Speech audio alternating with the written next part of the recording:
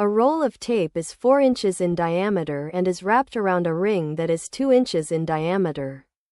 The tape is 0.015 inches thick.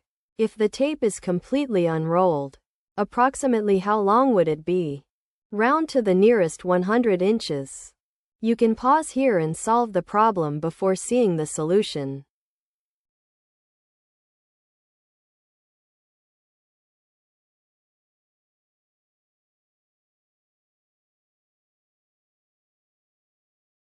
Here's the key idea. Instead of thinking about the tape as a long strip, look at the cross-section of the roll. Straight through the middle, the tape fills the space between 2 circles, a ring, or annulus. The outside of the roll is 4 inches across, so its outer radius is 2 inches. The inner ring the tape is wound around is 2 inches across, so the inner radius is 1 inch. The area of this ring is the big circle's area minus the small circle's area. That's pi times 2 squared minus pi times 1 squared, which is pi times 4 minus 1 equals 3 pi square inches.